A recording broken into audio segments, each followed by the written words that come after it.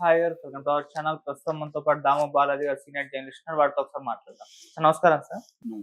Sir ఒక ప్రత్యేకమైన కేసులో సుప్రీం కోర్ట్ ఇచ్చిన తీర్పు ఇక్కడ జానీ మాస్టర్‌కు అప్లై అయిపోతుంది. సో, జానీ మాస్టర్‌కి ఊరట లభించింది సుప్రీం కోర్ట్‌లో అని అంటున్నారు సార్. మరి నిజంగా అసలు ఆ ప్రత్యేకమైన కేసు ఏంటి? దాంట్లో సుప్రీం కోర్ట్ ఎటువంటి తీర్పు ఇచ్చింది? అది నిజంగా జానీ మాస్టర్‌కి అప్లై అవుతుందా లేదా సార్? మీరేం చెప్తారు? జానీ మాస్టర్ కేసు ఏంటి? జానీ మాస్టర్ కేసు ఏంటంటే అతని దగ్గర పనిచేసిన అసిస్టెంట్ కొరియోగ్రాఫర్ ఇతను నన్ను రేప్ చేశాడు, లైంగికంగా వేధిస్తున్నాడు, ఏళ్ల తరబడి వేధిస్తున్నాడు, 2019 నుంచి నన్ను వేధిస్తున్నాడని కేసు పెట్టింది. దానికి ఆయన మీద పోక్సో కేసు పెట్టారు. ఎందుకంటే 2019లో ఆమె 18 ఇయర్స్ లోపల ఉంది కాబట్టి ఆమె ఇష్టపూర్వకంగా కలిసినా కూడా అది నేరం కిందకే వస్తుంది, రేప్ కిందకే వస్తుంది. ఇటీవల బాంబే హైకోర్టు కూడా ఇద్దరు భార్యాభర్తల విషయంలో భర్త 18 ఏళ్ళ కంటే ఎక్కువ ఉన్నాడు, భార్య 18 ఏళ్ళ కంటే తక్కువ ఉంది, ఆమెతో కాపురం చేసినా కూడా అది రేపే అని బాంబే హైకోర్టు కూడా ఇటీవల చెప్పింది. సో అది వేరే విషయం. ఇక్కడ ఆయన మీద ప్రధాన ఆరోపణ ఏంటి? తనని రేప్ చేశాడని ఆమె చెప్పింది. ఈయన కానీ వీళ్ళ వాళ్ళంతా చెప్పేది ఏంటి? వీళ్ళిద్దరు కలిసే ఉన్నారు, ఆమెకి ఇష్టపూర్వకంగానే తను సంబంధం పెట్టుకున్నాడు, మొన్నటి వరకు కూడా 1 మంత్ ముందు ఊళ్ళో ఆమె తను పొగిడింది, అంతకుముందు ఇద్దరు కలిసి హీరో హీరోయిన్లుగా చేశారు కాబట్టి ఆమె కలిసి ఉండింది, ఇప్పుడు ఏదో గొడవలు వచ్చింది, రేపు కేసు పెట్టింది అనేది అందరూ చెప్పారు. ఇలాంటివి మనం ఈ మధ్యకాలంలో చూస్తున్నాం. రాజ్ తరుణ్ విషయం కావచ్చు, ఎవరు హర్ష సాయి కావచ్చు, ఇలాంటి వాళ్ళ విషయంలో కొంతకాలం వాళ్ళు కలిసి ఉంటున్నారు, ఇద్దరు మనస్పూర్వకంగా ఇష్టపూర్వకంగా కలిసి ఉంటారు. సడన్గా వాళ్ళిద్దరి మధ్య ఏదో ప్రాబ్లమ్స్ వచ్చినప్పుడు ఈమెల్లి అతని మీద రేప్ కేసు పెట్టేస్తుంది. ఇది జరుగుతున్నాయి. ఇటువంటిది ఇప్పుడు సుప్రీంకోర్టులో ఒక కేసు వచ్చింది. ఆ కేసులో సుప్రీంకోర్టు ఒక చారిత్రాత్మక తీర్పు చెప్పింది. ఆ తీర్పు వల్ల ఈయనకి కొంతవరకు ఊరట దొరికే అవకాశం ఉంది జానీ మాస్టర్. ఆ కేసు ఏంటి, ఆ తీర్పు ఏంటి అనేది మనం చూద్దాం. ఆ కేసు ఏంటంటే ముంబైలో మహేష్ దాము కరే అనే ఒక అబ్బాయి, వనితా జాదవ్ అనే ఒక విడో, వీళ్ళిద్దరి మధ్య అఫైర్ స్టార్ట్ అయింది ఇప్పుడు 2008లో. వీళ్ళిద్దరూ 2017 వరకు కలిసి కాపురం చేశారు. అయితే అప్పుడు ఏం జరిగిందో తెలియదు కానీ ఈ మిల్లి ముంబైలో కర్గార్ పోలీస్ స్టేషన్లో ఇతని మీద కేసు పెట్టింది. నన్ను ఇతను రేప్ చేస్తున్నాడు ఏళ్ల తరబడి అని. దాంతో వాళ్ళు కేసు ఆయన మీద ఏం పెట్టేశారు? సెక్షన్లు 376, 420 చీటింగ్, 376 అంటే రేపు, 420 చీటింగ్, 506 ఇంటిమిడేషన్, క్రిమినల్ ఇంటిమిడేషన్ అంటే నేరపూర్వకంగా బెదిరింపు, 504 క్రిమినల్ ఇన్సల్ట్, నేరపూర్వకమైన అవమానం. ఈ సెక్షన్ల కింద అతను కేసు పెట్టి జైల్లో పెట్టారు. అతను కోర్టులో కొట్లాడుతున్నాడు. అప్పటి నుంచి ముంబై హైకోర్టు కూడా ఇతనికి జైలు శిక్ష కన్ఫర్మ్ చేసింది, ఆమెది కరెక్ట్ అని చెప్పింది. దీని మీద ఇతను పట్టు వదలకుండా సుప్రీంకోర్టుకు వచ్చారు. సుప్రీంకోర్టులో ఇతని తరపున 3 అడ్వకేట్లు, మృణాల్ దత్తాత్రేయ బువ, ధైర్యశాల్ సలుంకే, తర్వాత గున్నం వెంకటేశ్వరరావు, మన తెలుగు ఆయన, ఈ 3 కలిసి ఇతని తరపున సుప్రీంకోర్టులో ఆర్గ్యూ చేశారు. ఈ సుప్రీంకోర్టులో వివి నాగరత్నమ్మ, ఎన్ కోటేశ్వర సింగ్ అనే ద్విసభ్య ధర్నాసనానికి ఈ కేసు వెళ్ళింది. ఈ కేసుని పరిశీలించిన తర్వాత ఈ బెంచ్ చెప్పింది ఏంటంటే వీళ్ళిద్దరూ దాదాపు 10 ఏళ్ళు కాపురం చేశారు. ఈ 10 ఏళ్లలో ఎక్కడ ఈమె అతని మీద కేసు పెట్టడం కానీ ఏమీ చేయలేదు.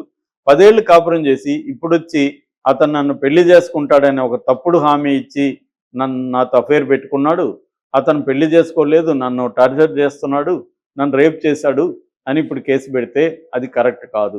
ఎందుకంటే సుదీర్ఘంగా సహజీవనం చేస్తే అతను హామీ ఇచ్చుంటే నువ్వు బిగినింగ్లోనే 1 year 6 నెలల్లోనే అడగాలి కదా, నువ్వు హామీ ఇచ్చి నాతో అఫైర్ పెట్టుకున్నావు, నువ్వు ఎందుకు పెళ్లి చేసుకోవట్లేదని గొడవ చేయాలి, కేసు పెట్టాలి.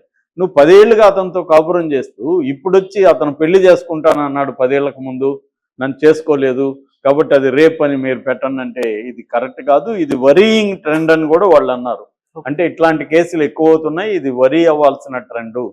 వాళ్ళిద్దరి మధ్య సివిల్ గొడవలు వచ్చాయి తప్ప అది క్రిమినల్ కాదు, వాళ్ళిద్దరూ ఒప్పుకొనే ఇది చేశారు. రెండోది, ఒక పురుషుడికి స్త్రీకి మధ్య కాన్సెన్సువల్ సెక్స్ అనేది కేవలం మగవాడు పెళ్లి చేసుకుంటాడని ఒక తప్పుడు హామీల వల్లే ఉంటాయి, స్త్రీలు సంబంధం పెట్టుకుంటారనేది కూడా రాంగ్ అని కూడా చెప్పారు. అంటే ఇప్పుడు ఒక అమ్మాయి ఒక అబ్బాయితో అఫైర్ పెట్టుకోవడానికి ఏకైక కారణం ఆ అబ్బాయి నిన్ను పెళ్లి చేసుకుంటానని చెప్పాడు కాబట్టి పెట్టుకున్నావు అంటే అది కరెక్ట్ కాదు.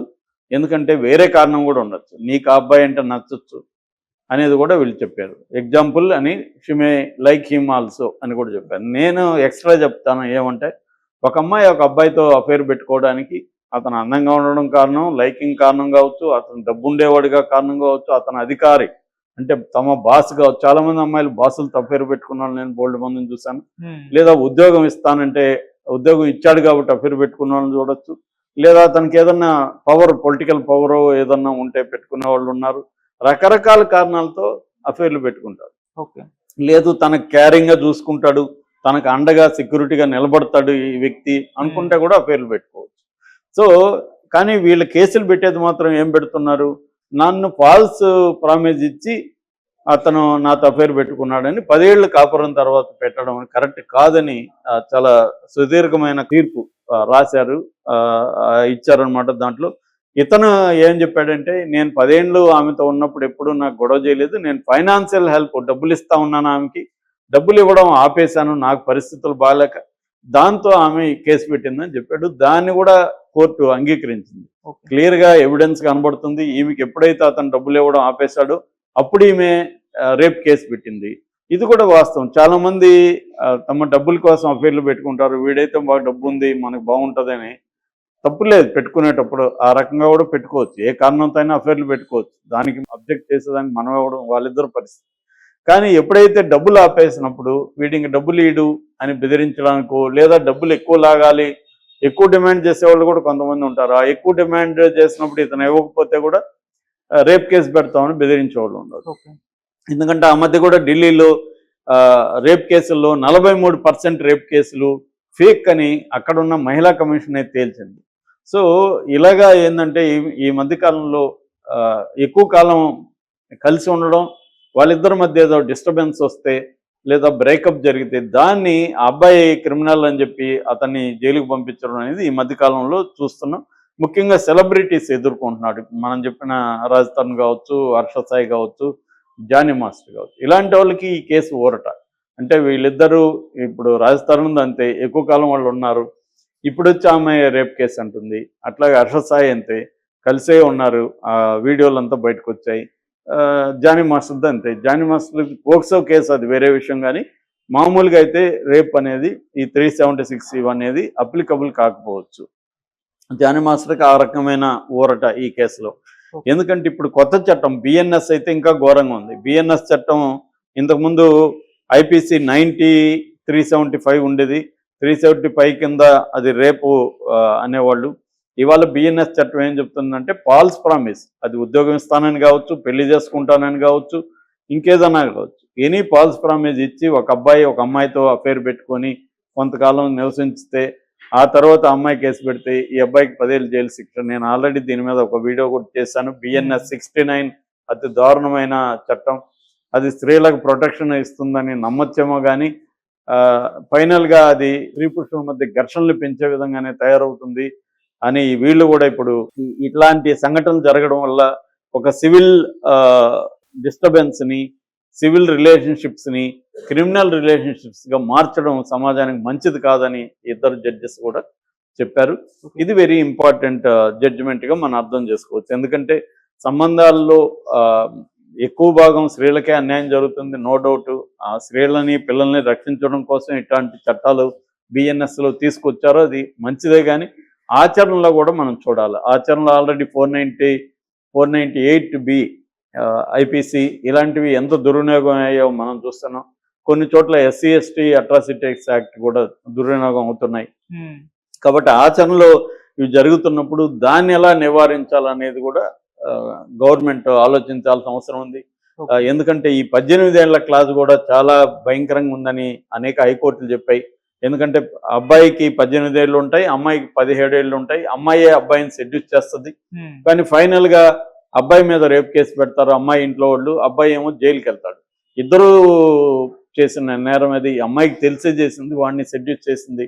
ఇప్పుడు ఏజ్ అనేది 18 లేదు కాబట్టి అబ్బాయి నేరస్తుడు అవుతున్నాడు. కాబట్టి సెక్సువల్ ఏజ్ని 16కి తగ్గించండి అని అనేక హైకోర్టులు సెంట్రల్ గవర్నమెంట్ని అడుగుతుంటే బీజేపీ